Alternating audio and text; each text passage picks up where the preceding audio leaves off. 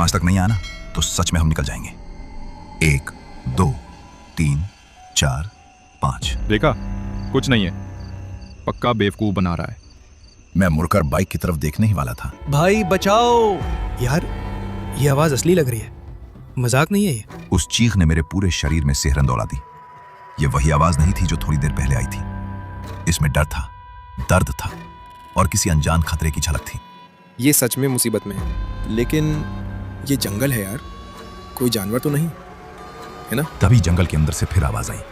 एक रात मैं अपने 2 दोस्तों सुरेश और अजय के साथ बाइक से भैरवपुर गांव के घने जंगलों से गुजर रहा था। पूर्णिमा की रात थी। चांद की हल्की रोशनी रास्ते पर बिखरी हुई थी, लेकिन जंगल फिर भी डरावना लग रहा था। चारों तरफ सन्नाटा था। अरे भाई बाइक साइड में लगा दे, बहुत जोर से टॉयलेट लग रही है यार, अब नहीं रुका जा रहा। सच कहूं तो उसकी बात सुनकर मुझे भी एहसास हुआ कि मेरी भी हालत कुछ खास अच्छी नहीं थी। लगातार बाइक चलाते चलाते ठंड भी लग रही थी और पेट भी दबाव बना रहा था। मैंने बाइक रोका। आदित्य ने बोला, भाई आज पूरा गैंग फ्री होने वाला है लगता है? मैंने बाइक सड़क के एकदम किनारे लगा दी। इंजन बंद करते ही ऐसा सन्नाटा छा गया कि अपने दिल की धड़कन तक साफ सुनाई देने लगी। चारों तरफ सिर्फ झींगुरों की आवाज और दूर कहीं उल्लुओं की डरावनी हुंकार।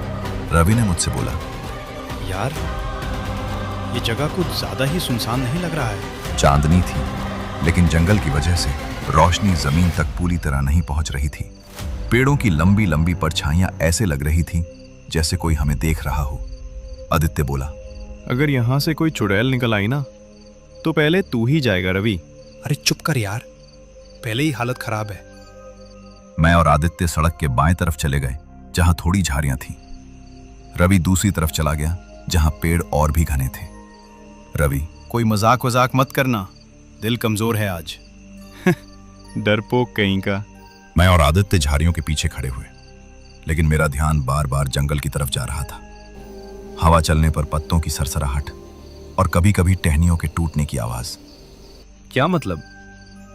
मतलब ऐसा लग रहा है जैसे कोई हमें देख रहा हो। अब तू भी शुरू मत हो जा, बस जल्दी निपटा लेते हैं। जा। तभी अचानक दूर जंगल के अंदर से किसी के चलने की आवाज आई। ये आवाज किसकी थी? रवि, सब ठीक है ना उधर? हाँ बस 2 मिनट। उसकी आवाज थोड़ी घबराई हुई लगी, लेकिन हमने ज्यादा ध्यान नहीं दिया। हमें क्या पता था, यही आखिरी बार हम उसकी आवाज नॉर्मल सुन रहे थे। हो गया क्या? जंगल से कोई जवाब नहीं आया, सिर्फ हवा की आवाज और पत्तों की सरसराहट। पहले तो मुझे लगा वो जानबूझकर चुप है। अजय को ऐसे मजाक करने की आदत थी। रवि, हो गया क्या? जंगल से कोई जवाब नहीं आया, सिर्फ हवा की आवाज और पत्तों की सरसराहट। पहले तो मुझे लगा वो जानबूझकर चुप है। ओए रवि, ज्यादा टाइम मत लगा, ठंड लग रही है। फिर भी कोई आवाज नहीं। अब मजाक वाली फीलिंग धीरे धीरे बेचैनी में बदलने लगी। इतनी देर कौन लगाता है यार? कहीं हमें डराने के लिए छुप तो नहीं गया? रवि, ज्यादा ड्रामा मत कर। अब मेरे सब्र का बांध टूटने लगा था। मैंने ऊंची आवाज में कहा, रवि, अगर 5 तक नहीं आना तो सच में हम निकल जाएंगे। 1 2 3 4 5। देखा, कुछ नहीं है, पक्का बेवकूफ बना रहा है। मैं मुड़कर बाइक की तरफ देखने ही वाला था। भाई बचाओ यार, ये आवाज असली लग रही है, मजाक नहीं है ये। उस चीख ने मेरे पूरे शरीर में सिहरन दौड़ा दी। ये वही आवाज नहीं थी जो थोड़ी देर पहले आई थी।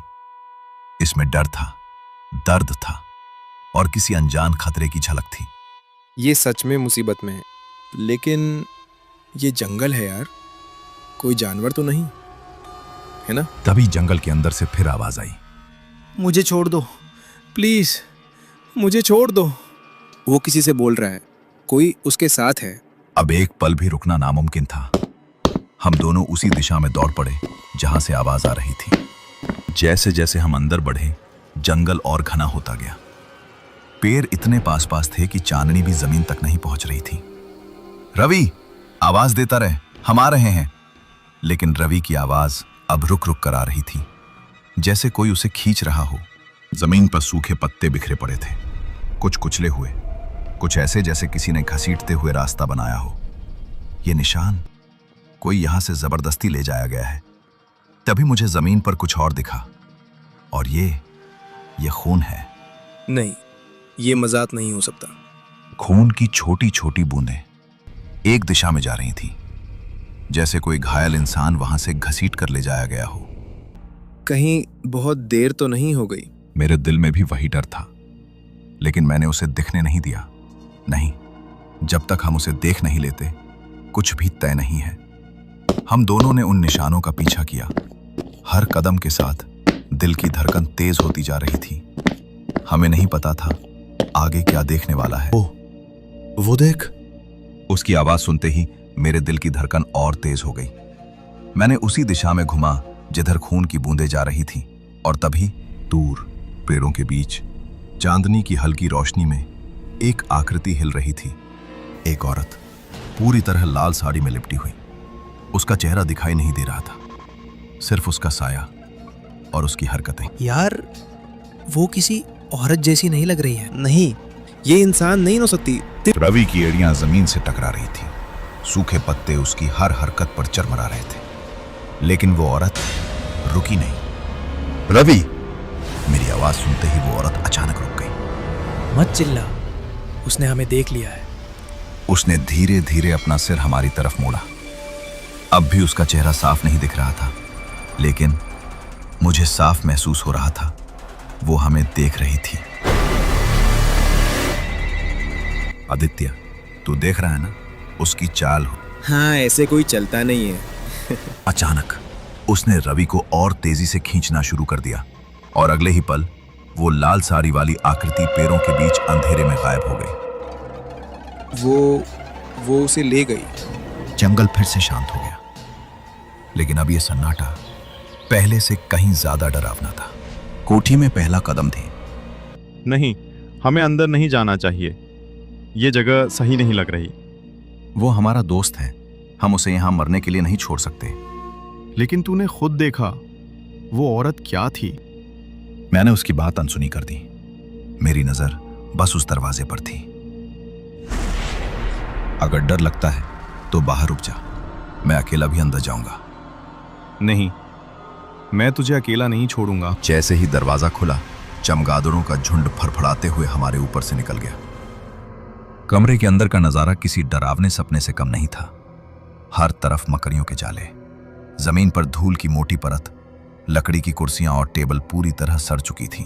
यहाँ कोई सालों से नहीं आया। दीवारों पर कुछ पुराने फोटो फ्रेम टंगे थे। उनमें एक आदमी और एक औरत की तस्वीरें थीं। चेहरे साफ नहीं दिख रहे थे। अब इन सब में मत उलझ, रवि को ढूंढ। बचाओ! वो चीख सीधे हमारे सीने में आकर लगी। ये ऊपर से आई। हम दोनों ने एक साथ ऊपर देखा। सीढ़ियां अंधेरे में डूबी हुई थी। रवि, हम आ रहे हैं। लेकिन उसी पल रवि की आवाज अचानक बंद हो गई। क्यों चुप हो गया वो? कोठी के अंदर एक अजीब सा सन्नाटा छा गया, इतना गहरा कि अपनी सांसों की आवाज भी डराने लगी। चलो, वो ऊपर ही है। अगर ऊपर कुछ हुआ तो?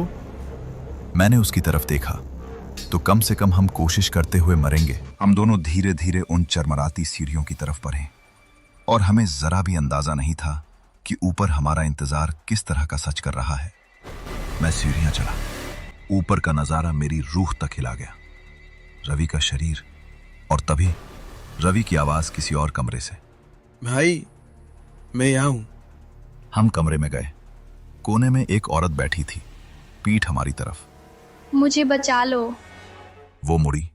उसका सिर नहीं था, और उसके बगल में रवि का सिर था।